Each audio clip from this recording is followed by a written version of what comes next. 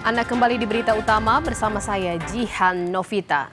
Saudara, tuduhan disertai emosi kerap berujung pada tindak kekerasan. Seorang pemuda bernama Zaki di Kota Bandung, Jawa Barat menjadi bulan-bulanan warga setelah dituduh menabrak bocah. Akibatnya, Zaki mengalami luka di kepala dan sepeda motornya dirusak warga. Saudara, nasib sial menghampiri Zaki Minggu 9 November lalu. Ia dituduh menabrak seorang bocah yang terjatuh membentur sepeda motornya yang tengah diparkir. Zaki yang berniat menolong bocah mendapat perlakuan tak menyenangkan. Dan saudara, saat tengah asyik duduk di atas motornya sambil menunggu teman di depan Indekos di kawasan Sukasari, Kota Bandung, Jawa Barat. Tiba-tiba saja seorang anak yang bermain dengan temannya terjatuh membentur motor. Sontak, Zaki hendak menolong sang bocah. Namun beberapa warga yang datang mengira Zaki menabrak bocah tersebut.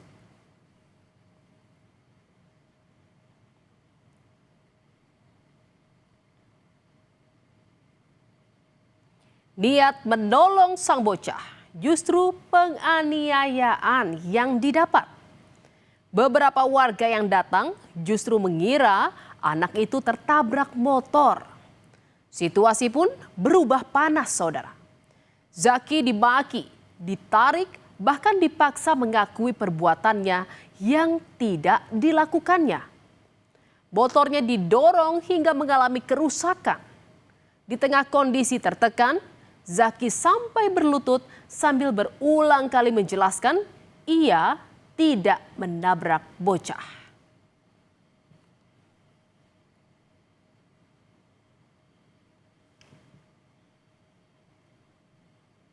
Saudara, rekaman CCTV di dinding Indekos menjadi pembalik narasi amuk massa terhadap Zaki. Terpampang jelas, Zaki tidak bersalah. Ia tidak menabrak bocah yang tengah bermain. Saudara, rekaman CCTV berdurasi sekitar 1 menit inilah yang kemudian menjadi titik balik kasus Zaki. Dalam video dengan jelas memperlihatkan anak kecil itu terjatuh sendiri ketika berebut bola. Lalu tanpa sengaja menabrak motor Zaki yang tengah diparkir. Dengan Zaki duduk di atas motor sambil bermain ponsel.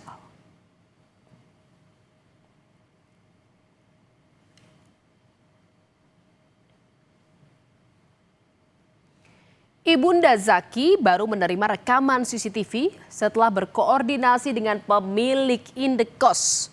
Begitu melihat isi video, saudara, Ibunda Zaki merasa harus segera meluruskan fitnah yang terlanjur melekat pada anaknya. Rekaman itu kemudian diunggahnya ke media sosial lengkap dengan penjelasan bahwa Zaki dipaksa mengaku bersalah dan diminta menanggung biaya pengobatan. Padahal Zaki tak menabrak bocah. Maaf ya Pak, maaf ya.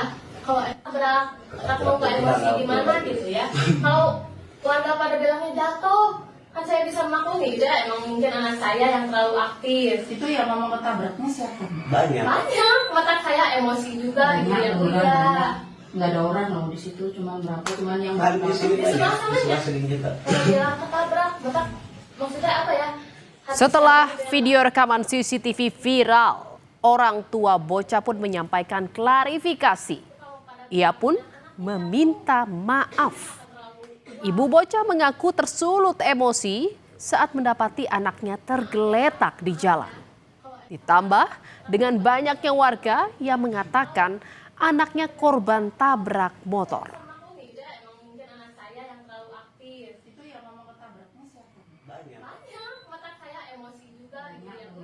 Saudara, kasus main hakim sendiri seolah tak ada ujungnya dan bahkan merenggut nyawa remaja disabilitas. Rido Pulanggar, remaja disabilitas berusia 15 tahun, menjadi korban pengeroyokan warga akibat tuduhan yang tak terbukti. Kematian Rido meninggalkan duka mendalam bagi keluarga sekaligus menggugah perhatian publik. Keluarga menuntut keadilan atas kejadian yang membuat hilangnya nyawa Rido. Ya, turut berduka.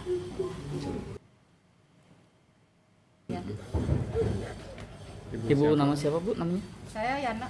Setelah dirawat secara intensif di rumah sakit, Rido, bocah disabilitas yang baru berusia 15 tahun, mengembuskan nafas terakhirnya pada Kamis 13 November lalu di RSUD Bayu Asih Purwakarta, Jawa Barat.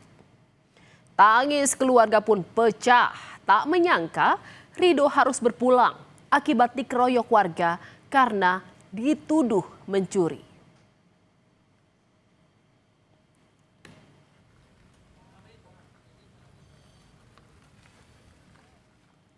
Peristiwa pengeroyokan terhadap Rido, remaja disabilitas berusia 15 tahun ini terjadi di Desa Tegalwaru, Cilamaya Wetan, Karawang pada 5 November 2025.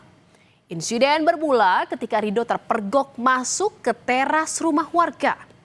Rido yang memiliki gangguan mental dan kesulitan berkomunikasi tak bisa menjawab apa yang ditanyakan warga kepadanya. Warga yang tak mengenal sosok Rido langsung menuduhnya sebagai pencuri. Warga yang tak mengetahui Rido seorang penyandang disabilitas kemudian menghajarnya secara membabi buta hingga korban babak belur, saudara. Akibat pengeroyokan, Rido mengalami luka parah, terutama di bagian kepala. Setelah menjadi sasaran amuk warga, Rido akhirnya diamankan aparat desa. Korban selanjutnya dibawa polisi ke Puskesmas Cilamaya dan selanjutnya dirujuk ke RSUD Karawang untuk mendapatkan perawatan medis. Saudara, akibat luka yang dialami Rido harus menjalani perawatan intensif di rumah sakit. Rido pun tak sadarkan diri dan mengalami koma selama 9 hari. Rido akhirnya menghembuskan napas terakhirnya pada Kamis 13 November di RSUD Bayu Asih, Purwakarta. Dan saudara, setelah diotopsi, jenazah Rido dimakamkan di TPU Bongas Kidul, Purwakarta, Jawa Barat pada Jumat 14 November lalu. Prosesi pemakaman jenazah remaja disabilitas ini dihadiri keluarga, guru, dan teman sekolah korban. Selama jalannya proses pemakaman, air mata keluarga dan kerabat Rido terus mengalir.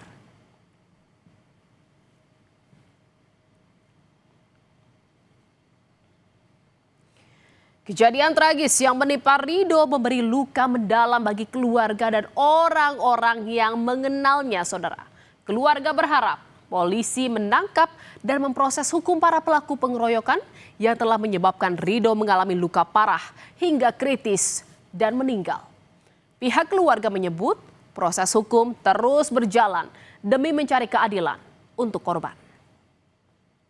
Pokoknya mah kami dari keluarga Rido ya minta keadilan aja lah Pak. Semoga ketangkap cepat-cepat, diadili, tanggung jawab gitu loh. Dihukum setimpal tuh ya? Dihukum setimpal. Karena ini anak kan disabilitas Pak. Kita yang normal aja kan nggak boleh ya Pak ya pakai kekerasan, apalagi yang disabilitas gitu loh. Sudah jelas gitu. Tak butuh waktu lama, saudara, 4 penganiaya Rido ditangkap unit perlindungan perempuan dan anak Satreskrim Polres Karawang, Jawa Barat.